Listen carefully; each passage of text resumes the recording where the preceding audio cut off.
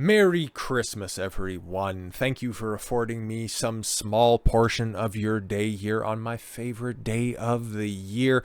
Or if you're watching this in the future, shout out to you, because this one right here is going to be evergreen. And because it is Christmas after all, I want to go ahead and give you the gift of one of my favorite, what I would consider to be a true modern day Christmas classic with Sabaton's Christmas Truce. But first and foremost, I want to go ahead and give you the backstory on this stuff before we dive into the reaction and the breakdown, because like everything, if you're not familiar with Sabaton, all of their music is based on historical events, and well, this one right here is one of these things where I don't think I ended up learning it in school, even though I probably should have, because, well, it's very profound. And it's one of those instances, one of those rare instances during a time of such heightened violence that really does restore your faith in humanity. So if you know the story already, well, just consider this, getting refreshed on it. And if you haven't, you're actually in for a treat on this one. So the Christmas Truce was a series of widespread unofficial ceasefires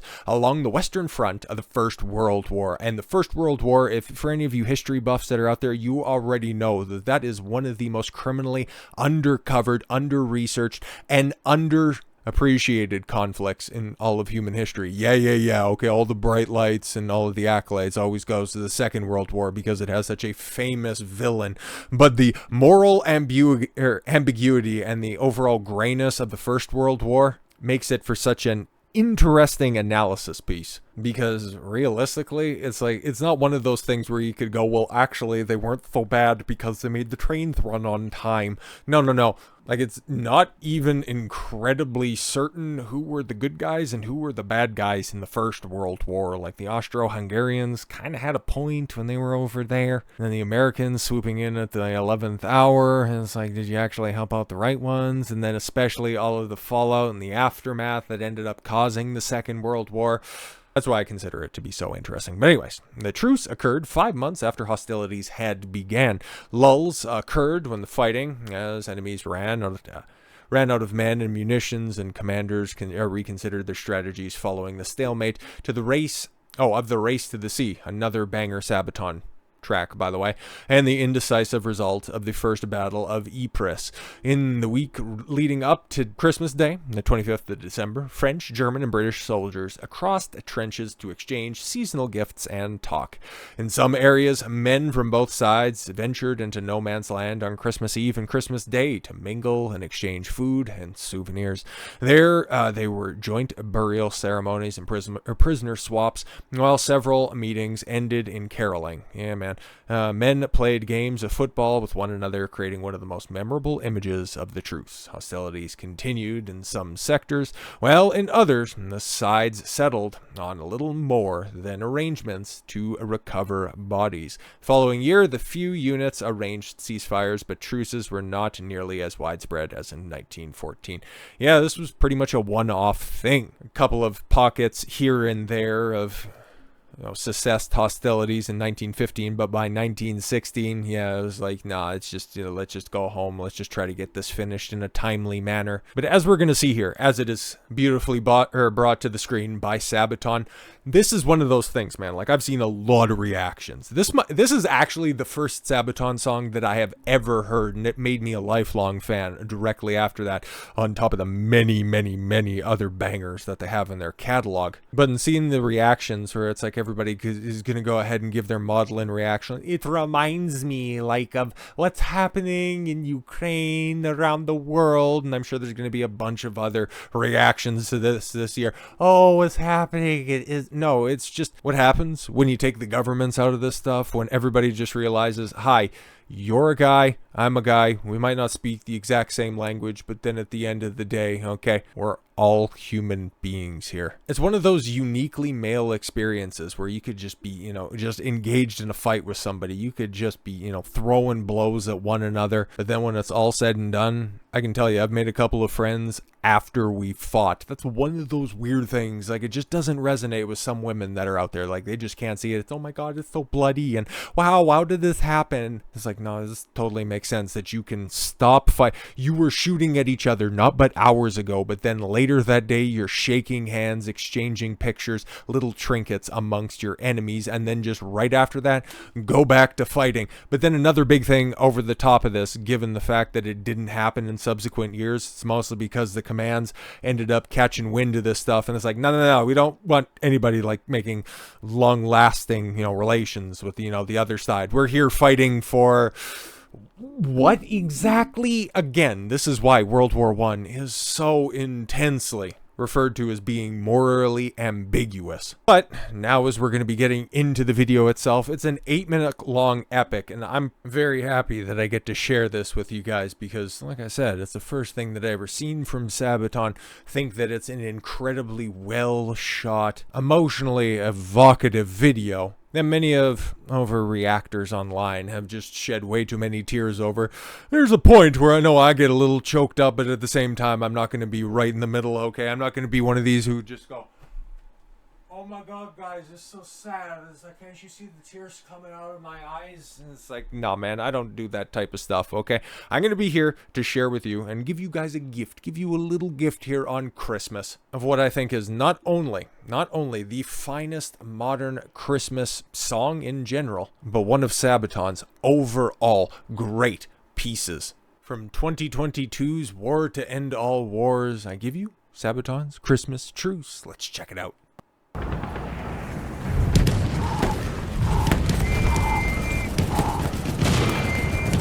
Oh, and all the actors that you see in this, I'm going to have to stop it because, more copyright and all that stuff. It's all of the band members as well.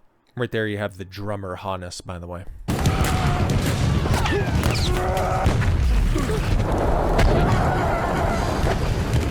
Yo, this is the type of production that you don't get, like, outside of, like, a Michael Jackson joint from back in the 80s. You never see this in modern day music. And, well, metal, man. It is what it is.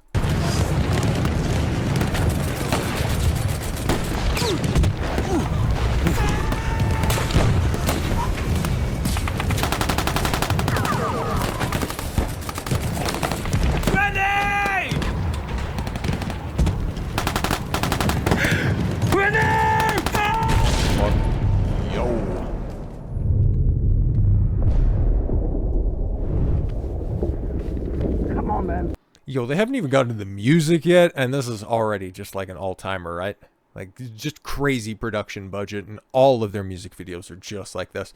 Except for some of the earlier ones where they had the goofy-ass animation style. If you know, you know, and if you don't, well, just check out the Red Baron. That was great. Wake up! Can you hear me? Can you hear me? There's Joachim, Hannes! lead singer and piano player. Come on!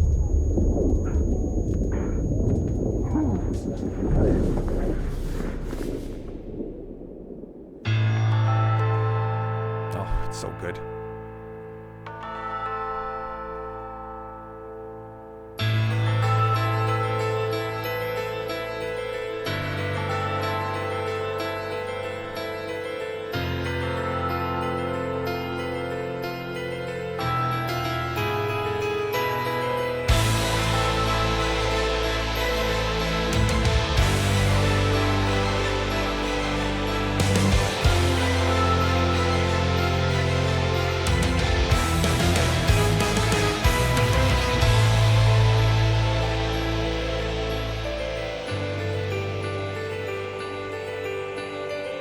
Now, before it gets into the music, of course, just, I think, okay, this is one of these things that I'm going to posit first and foremost. I think that power metal specifically is one of those genres where you might hear it, and if you don't know any of the music behind it, you're probably immediately going to get turned off by it, but it's probably the genre I would peg as the thing that is the type of music that more people like that they don't know or understand than any other genre that's out there.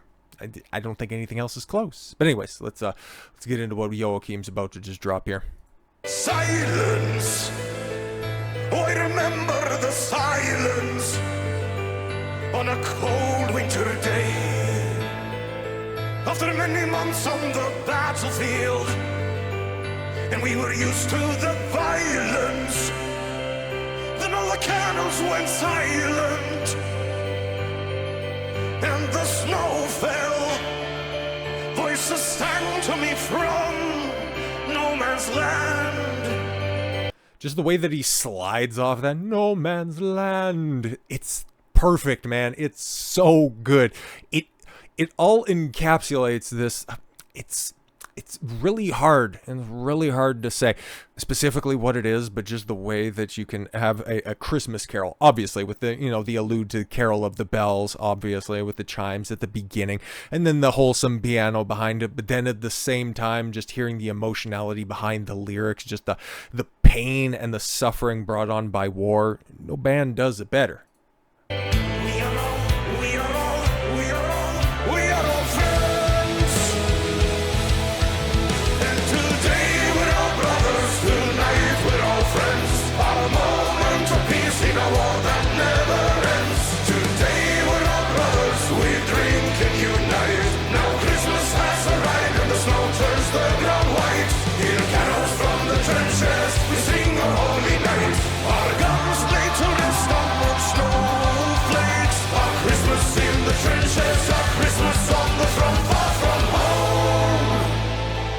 Not for nothing, but the harmonizing there is so goddamn good, man. It's just the way that it all just intersects and it just layers on top of one another.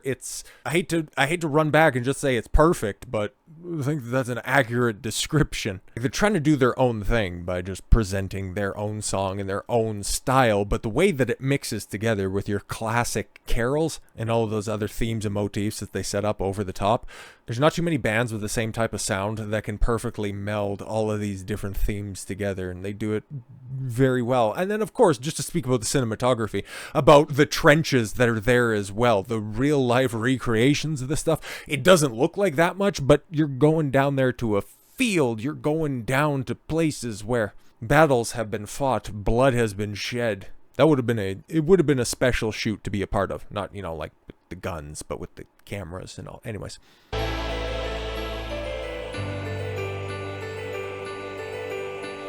Madness, how I remember the sadness.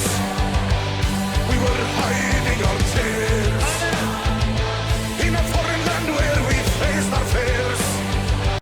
And also, just think about it, okay? Because a lot of the guys that served in World War I also were underage, by the way. They would fake. Imagine this, okay? Just to take you out and inject some modern dayism on top of that. Do you know any 16-year-olds, any 15, 17-year-olds that would go and willingly serve for their country? You don't find that anymore, man, but they were willing, and they did go over there in mass numbers in order to fight for their country. It's just...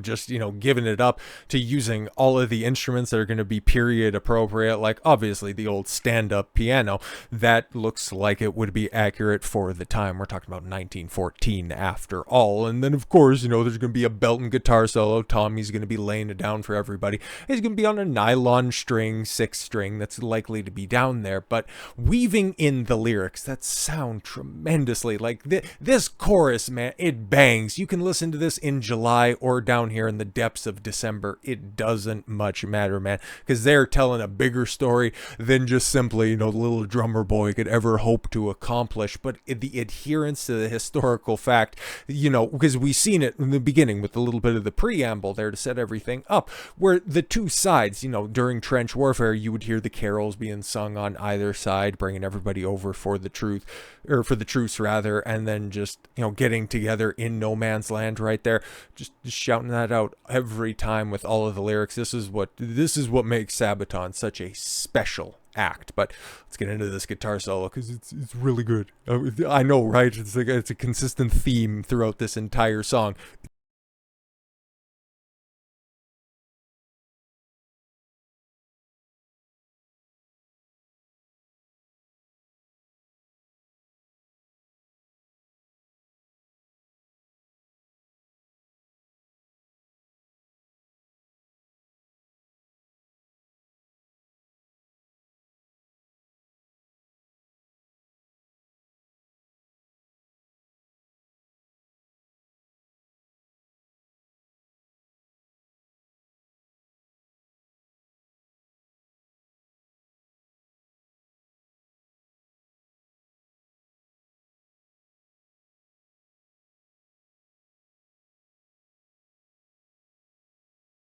Now you got to reconcile the horrors of war with what you're experiencing right now. It's like, yeah, we're all having a good time right now, but it wasn't that long ago that you guys were throwing munitions over. You shot my friend like a week and a half ago, where, yeah, all of these things are going to be rushing back, but then it's like it's Christmas, and oh my God, it's just a unspeakably horrific situation, but then also just the human capacity to make things palatable in the moment. It's something, again, that, as a guy, that you can understand, where you can just go ahead and, take something non-personally, that you can wake up in the morning, be shooting at somebody, but then at the end of the day sharing a beer with them.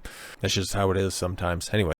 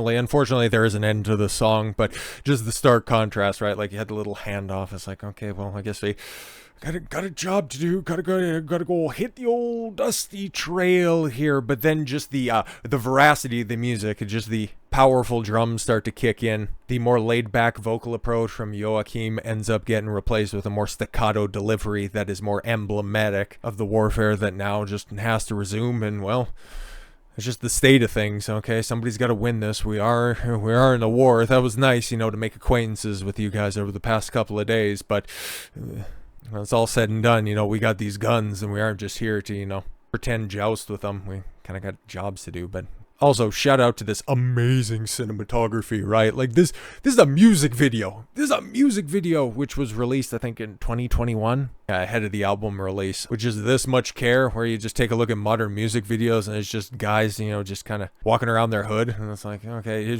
it separates, the true artists from the guys just trying to cash a paycheck. When we celebrate Christmas, we thought about our friends, those who never made it home when the battle had commenced. And then you get to blow that shit up. Oh my God. Yep. But yet, what is still standing? What is still standing all these years later?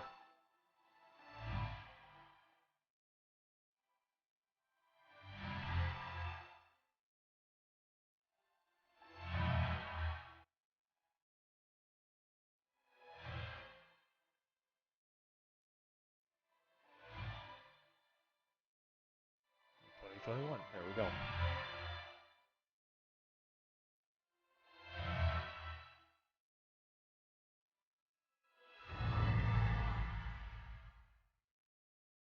Yep.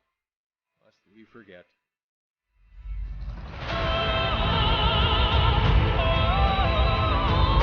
Now you can go ahead and, listen to the dulcet tones of Floor Jansen underneath, but frankly, I don't really care all that much. But I'll let the credits roll in the background because, of course, these guys worked exceptionally hard on all of that stuff, and it's really amazing, man. How much work, for one, was put into this stuff, and how well it came across. Like I said, I think this is a modern classic when it comes to a good quality Christmas song, and also just a great war tune and a standout in Sabaton's already extensive library. I don't think that there is a modern metal act that stands up as well as Sabaton. Most of the artists that I listen to were all established back in the 60s and 70s, maybe some of them into the 80s, but they are really special. It took me a long time to come around to the band, first and foremost. I heard about them for a while, and it's like, power into metal. I'm like, no, that could be nice, but I got back catalogs of a bunch of other stuff that I could be listening to as well. But it's it's special. It's really special. So, okay, you guys want to hear the rest of this? Might as well, right? But it's just the music now, anyways, and we are just about done in the overall, anyways. So there you go. Okay, this is one of the many bangers. Okay, and this could also go for another thing as well, where it's like, if you guys like this type of quote unquote react content, I could definitely go ahead and do some more of it in the future. But I just wanted to, as always, take the opportunity to give back to the community here, and thank you all very much for this year. It's been an exceptional journey that we've been on, and so many people have hopped on this year, and I can't thank you all enough. And this was just a nice way, a good way, in order to just give back a little bit, by sharing something that I hold personal in my life and give it to you guys here on my favorite day. So to celebrate the 109th anniversary of the Christmas Truce, I wish you all a very, very Merry Christmas. So with all that said, thank you all very much for the gift of your time. I've been Don Consuelo. I want you to follow your gut and get after it. And again, Merry Christmas. Take care, everyone.